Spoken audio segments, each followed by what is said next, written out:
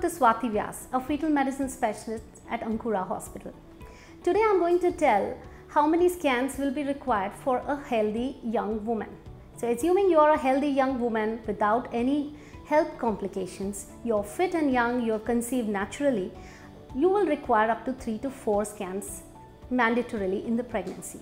Firstly, when you miss your periods and you do the pregnancy test at home and see those happy 2 strong lines, do not come immediately for the scan, wait for a couple of weeks. The first scan, which is called as the viability scan, is best done when you are 6 to 7 weeks, more like a 7 weeks, so that we can pick up the baby's heartbeats as well. So this scan is called as an early pregnancy or a viability scan. Here we look at the fetus. We do a measurement of the fetus, which is called as a crown rump length. This predicts the gestational age of the fetus, and on the basis of which we are able to tell what would be the expected date of delivery. And the date which we produce at this time is going to be the final date, and that does not change as the pregnancy progresses. We look at the heartbeat of the fetus obviously and decide it's a living baby. Sometimes the pregnancy grows outside the womb as well, and that is called as an ectopic pregnancy, which might be picked up on this earlier scan. So let's assume that it's a healthy pregnancy, it's a good 7 weeks baby with a heartbeat. We have looked at the other pelvic organs also, everything looks fine. Then we can ask you to continue your care with your doctor and come back to us at 3rd month. The 3rd month scan is called as the NT scan, which expands as nuchal translucency scan, which is self-explanatory. So in English, nuchal translucency would translate to a swelling behind the neck. So what we are precisely doing in this scan is measuring this this swelling behind the neck, because certain babies with genetic syndromes or chromosomal abnormalities or heart diseases are known to have this increased nuchal translucency. So for these babies, we measure the length of the baby, we measure the nuclear translucency, and then we come up with a risk factor, like how likely this baby is to develop any chromosomal abnormality. NT scan doesn't stop at that. Although it's called an NT scan, we look at the entire baby. We look at the head, the measurements, we look at the heart, we do a basic survey of the kidneys, the stomach, the bladder, and also the limbs. And this is the first time the mother gets to see a baby, because till now the baby was just a line, a white line which we were showing on the scan monitor, but now the moms can make out the hands and legs, and this is pretty exciting time for the mothers. Alongside scanning the baby, we also do a uterine artery Doppler, which is a special test done for the mothers, in which we check the blood vessels which are supplying to the womb and check the pressure inside them, because in certain conditions the pressure might be raised, and these are the women who are likely to develop a serious condition with increased blood pressure in pregnancy, which we call as a preeclampsia. So let us assume now this baby has done very well and has been reported as a low risk on the basis of the nuclear translucency, heart rate, and all the parameters we check. We advise you to get a double marker test, which is not mandatory, but this improves our detection rate. It's a simple test where blood sample is taken from the mother's blood and looked for 2 hormones.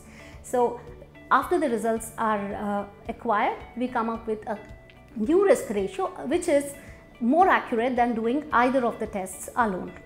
Once the NT scan is done and we have categorized this baby as low risk baby, we advise you to continue your folic acid and all the treatment you've been receiving, and we wait for you for the 5th month scan. 5th month scan, also called as a TIFA or anomaly scan, is the most looked forward to scan by both the doctor as well as the patient, because we can do a full detailed survey at this time, and mothers, because this is the time they are likely to get a 3D image of the fetus also. TIFA, as the name stands, it's a targeted imaging for fetal anomalies. So here it is roughly done between 18 to 22 weeks, or the 5th month, which we'll call roughly. And here we are looking at the structures inside the brain, measuring certain structures. We are looking at the face of the baby, the neck, heart, lungs, the entire thorax. We are looking at the stomach, the gastrointestinal system, the spinal cord, the kidneys, and then we are looking at the extremities, etc. We are looking at the placenta and seeing how healthy it is, how far away the placenta is from the opening of the womb. This gives a complete picture of how the baby is doing inside the womb. There are certain markers which we call as the soft markers. These are just subtle signs which are more likely to be seen in babies with anomalies. So if we find these soft markers, we have softwares which will calculate a new risk on the basis of your first trimester scan, and then using the soft markers we come up with the new risk, and again we try to classify the babies into a low risk or a high risk category. Once we are satisfied with our scan and we know this is a low risk baby, we scan other things in the mother as well, which is we look at the cervical length of the mother, which is nothing but the neck of the womb, which we measure, because some women may have a shorter cervix and may require treatment for the same, or may require a stitch. So that is also assessed this time. The uterine artery Dopplers, which we spoke about, which we did at the 3rd month, we will repeat them again at the 5th month, because we want to see if there is any change in the pressure, and if the woman is developing change in the pressure, again these are the women to watch for, because these are the ones most likely to develop preeclampsia later or develop a growth restriction in the baby. So we do more frequent scans for these women. So for our baby, let us assume that this scan has also come as normal and we are happily satisfied. The mother is advised to continue all her routine care and medicines with her obstetrician.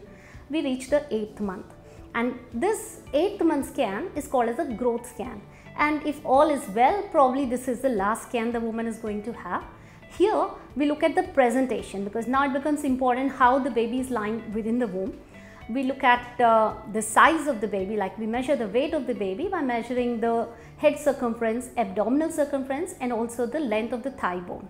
On the basis of that, we come up with an estimated weight, something I think most mothers look forward to. The first thing, in fact, most mothers ask is how much is the weight of the baby. So this is something which is very reassuring to the mothers to know that the baby is growing well inside. We look at the water level, which is nothing but the amniotic fluid around the baby. We measure that. We check the placenta again and make sure it's not coming in the way, that is whether the placenta is categorized as high or low. We look at that, and sometimes if we see that there is any lag in growth, we may do what we call as a Doppler study. Again, Doppler study is a special test which is done within the same scan, where we check for the blood flow in certain blood vessels in the fetus this time. So we check how the pressures are, and if these are satisfactory, if growth is satisfactory, then hopefully you do not need any other scan in pregnancy. But if there is any changes, then we know which are the babies to watch out for, because if a growth restriction is developing, sometimes we may end up delivering the babies earlier. This decision has to be made on the basis of the growth scan. So let's hope all this is good and 8-month scan is good. Then next thing probably would be a good news from the mother that the healthy baby is delivered. Thank you.